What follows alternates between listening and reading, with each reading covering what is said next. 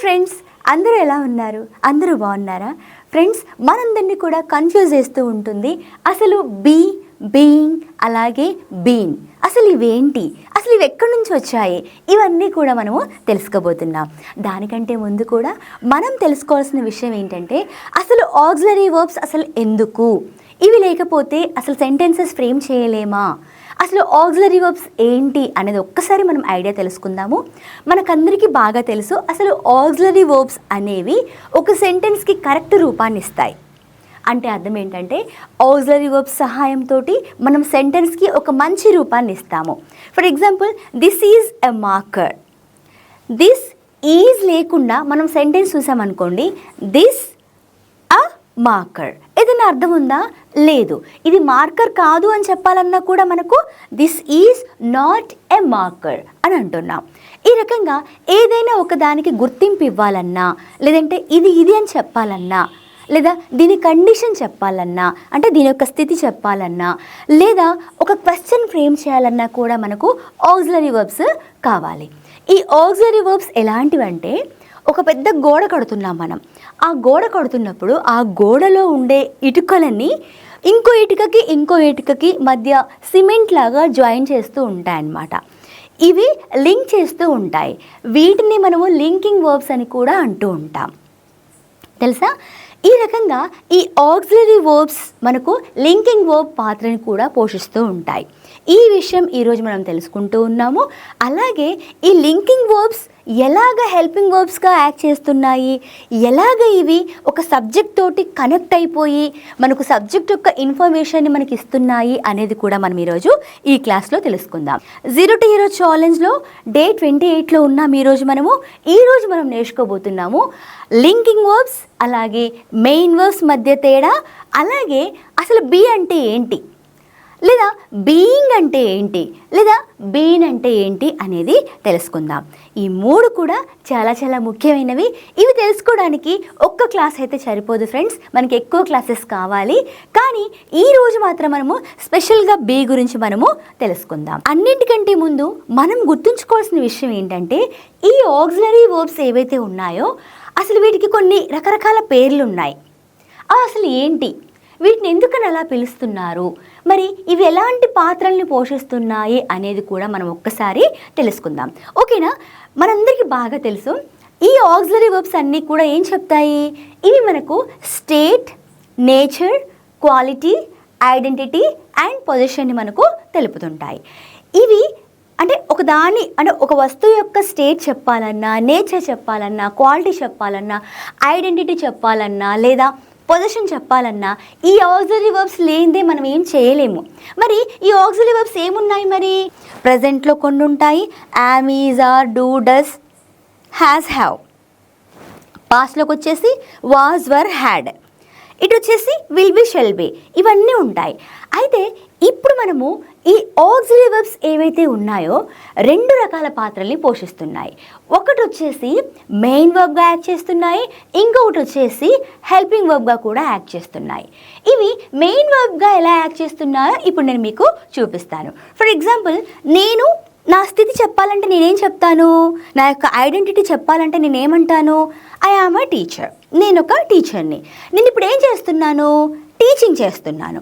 I am a teacher ఒక sentence, I am teaching now ఇంకొక sentence. I am a టీచర్లో I అనేది subject. చూడండి, ఐ అనేది సబ్జెక్ట్.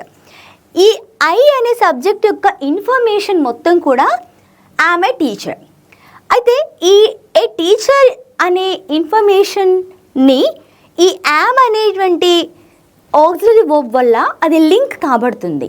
కాబట్టిగా ఈ యామ్నే మనము మెయిన్ వర్బ్ అంటున్నాము, అలాగే లింకింగ్ వర్బ్ అని కూడా అంటున్నాం. మనం గుర్తుంచుకోవాల్సింది ఒకటే ఫ్రెండ్స్, సబ్జెక్ట్ని సెంటెన్స్లో ఉన్నటువంటి పూర్తి భాగంతో ఏదైతే లింక్ చేస్తుందో దాన్ని మనం లింకింగ్ వర్బ్ అంటాం. ఇదైతే ఐడియా ఉంది కదా. నెక్స్ట్, ఈ లింకింగ్ వర్బ్ని మనము మెయిన్ వర్బ్ అని కూడా అంటాము. ఎందుకంటే ఇక్కడ ఎటువంటి యాక్షన్ జరగలేదు. ఎప్పుడైతే యాక్షన్ జరగదో అలాంటి కండిషన్లో ఉన్నటువంటి ఆక్సిలరీ వర్బ్ని మనము మెయిన్ వర్బ్గా తీసుకోవాలి. ఇది రూల్ అనమాట. ఓకేనా?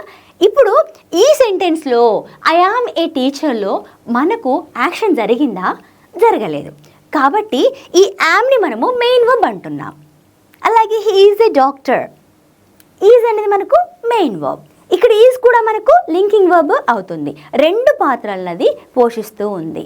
ఇదే యామ్ ఐ యామ్ టీచింగ్ నౌలోకి వెళ్తే అక్కడికి వెళ్ళినప్పుడు అది ఎలా మారింది? మెయిన్ వర్బ్కి హెల్ప్ చేసుకుంటూ తయారై కూర్చుంది. ఇలాంటి కండిషన్లో ఇక్కడ యామ్ మనకు హెల్పింగ్ వర్బ్ పాత్రని పోషించింది. మెయిన్ వర్బ్ ఏముంది? టీచింగ్ ఉంది. కావాలంటే చూడండి, ఐ యామ్ టీచింగ్ నౌ.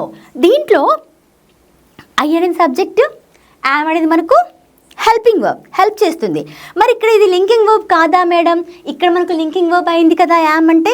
ఇక్కడ మనకి యాక్షన్ లేదు, జస్ట్ స్టేటస్ చెప్పింది మనకి.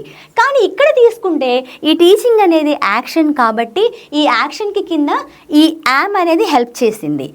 అంటే ఇక్కడ ప్రజెంట్లో యాక్షన్ జరుగుతూ ఉంది అన్న విషయం మనము యామ్ చూసి దొరకబట్టాం.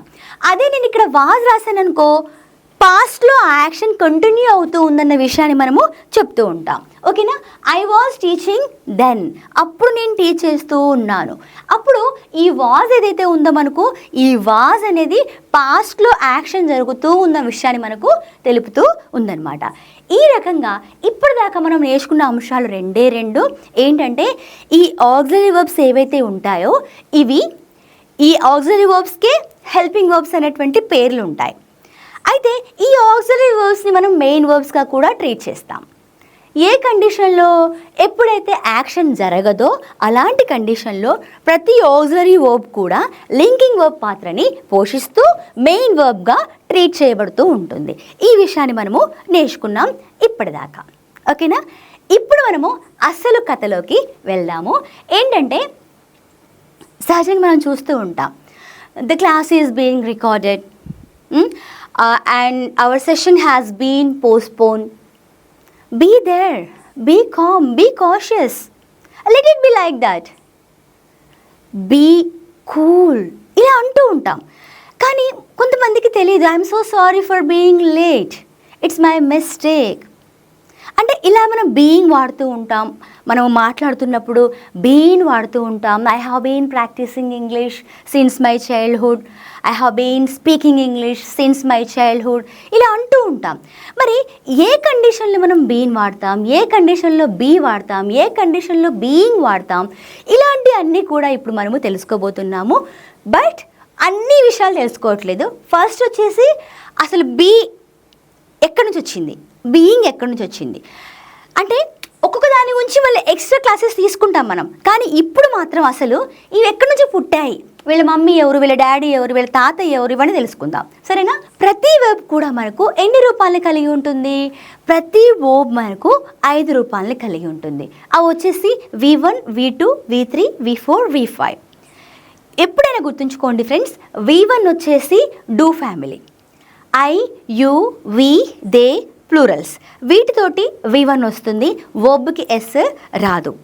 V5 వచ్చేసి మనకు డస్ ఫ్యామిలీ అన్నమాట. He, she, it, Ramu singular nouns, వీటితోటి మనము డస్ ఫ్యామిలీ. డస్లో ఎస్ అంటే వర్బ్కి ఎస్ అనేది యాడ్ అవుతూ ఉంటుంది. ఎస్ కానీ, ఈఎస్ కానీ, ఐఎస్ కానీ యాడ్ అవుతూ ఉంటుంది. ఈ విషయం మనం గుర్తుంచుకోవాలి. V1లో వర్బ్కి ఎస్ ఉండదు, V5లో వర్బ్కి ఎస్ ఉంటుంది. డస్ ఫ్యామిలీకి V5 వస్తుంది.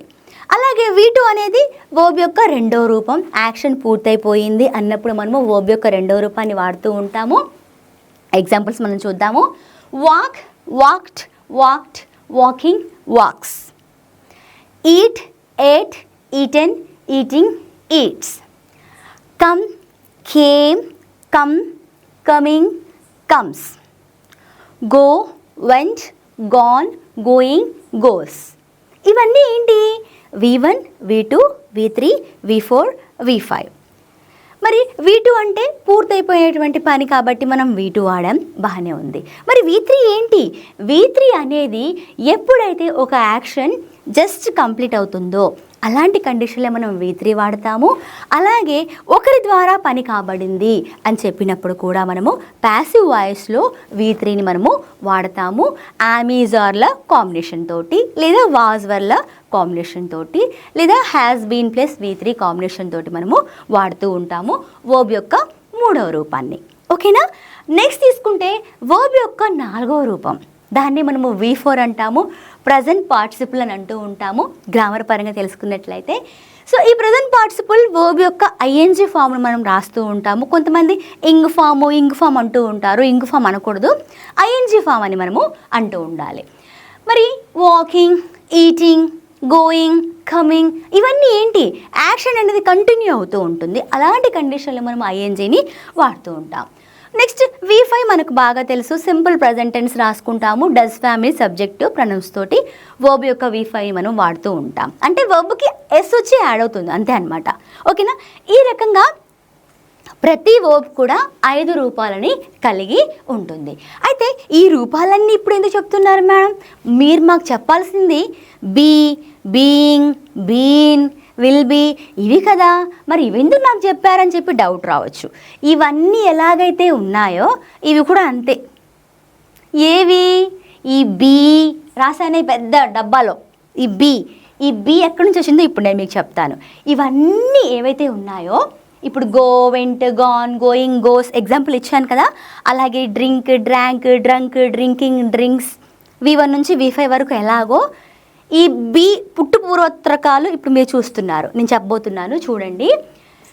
ప్రజెంట్ V1 ఫామ్ అనమాట.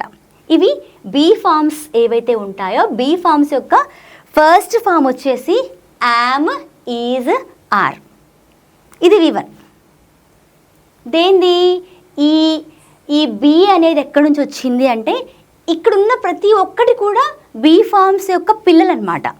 ఏవి?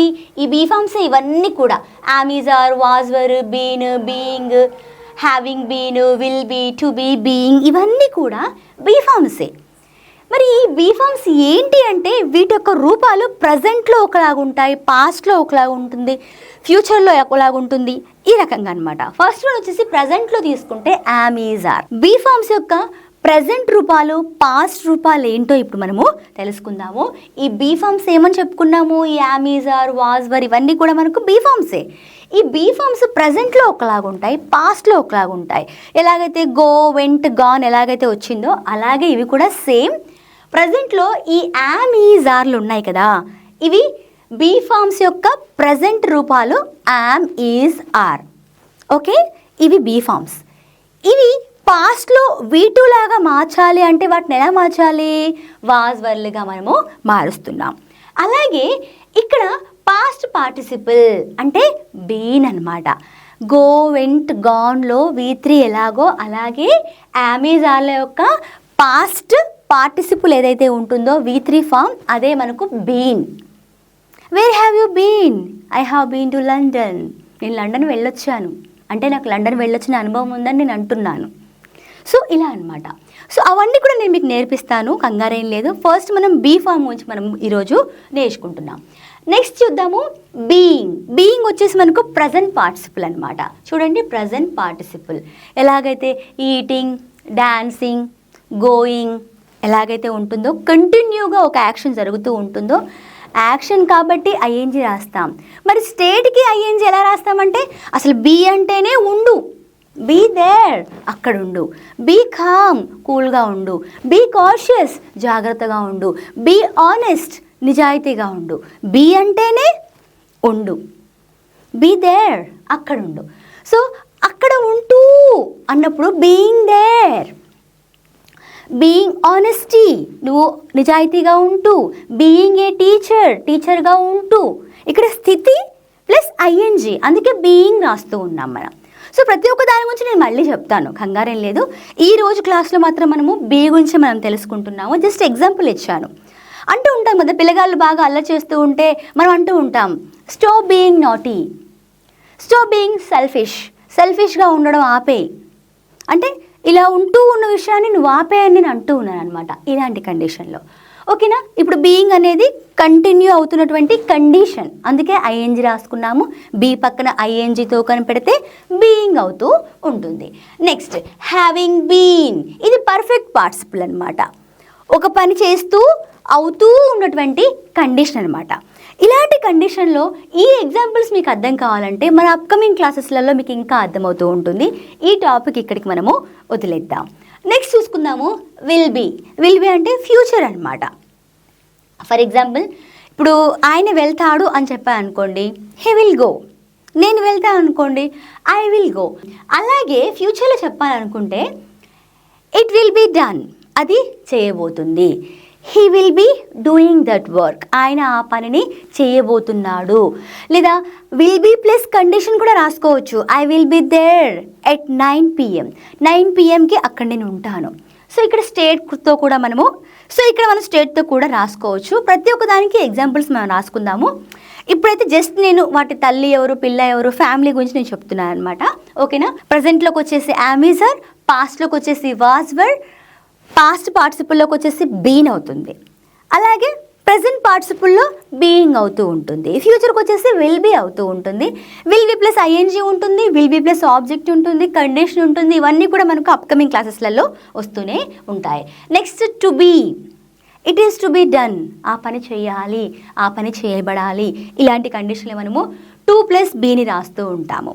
అలాగే బీయింగ్, ఇది వచ్చేసి మనకు జరండ్ అనమాట.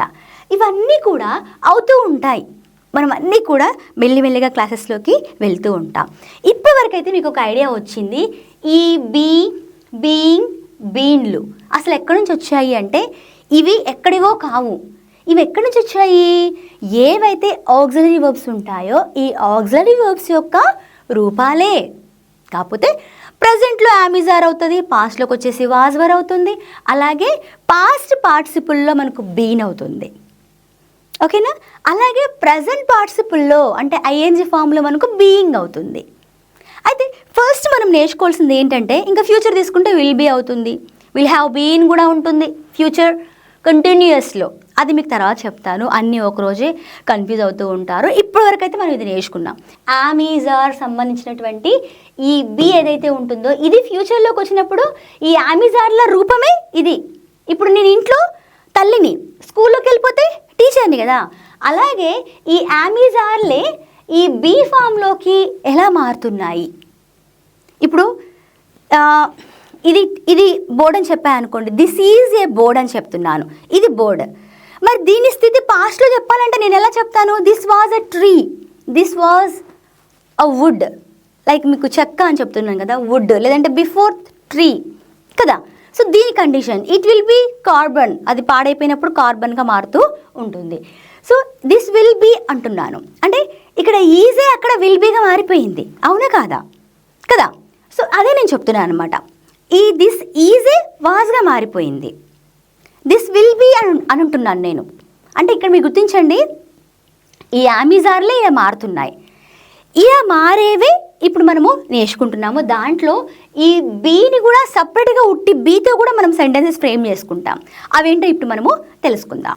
ఈ బీ గురించి మనము మన అప్కమింగ్ క్లాస్లో కంప్లీట్ ఇన్ఫర్మేషన్ తెలుసుకుందాము. ఎందుకంటే ఒకటే క్లాస్లో ఇన్ని విషయాలు తెలుసుకుంటే మనం కన్ఫ్యూజన్కి గురవుతూ ఉంటాం. కాబట్టి మన నెక్స్ట్ క్లాస్లో నేను ఈ బీ ఎక్కడెక్కడ వాడతాం, టు బీ ఫామ్లో ఎలా వాడతాము, లేదా మోడల్ ఆక్సిలరీ వర్బ్స్ కాంబినేషన్తో ఎలా వాడతాము, ఈ రకంగా బీ యొక్క యూసేజెస్ చాలా ఉన్నాయి నాన్న. అవన్నీ కూడా నేను మీకు తీసుకొని వస్తాను మన నెక్స్ట్ క్లాస్కి. ఓకేనా? ఈరోజు అయితే 0 to Hero ఛాలెంజ్లో డే 28లో ఉన్నాము.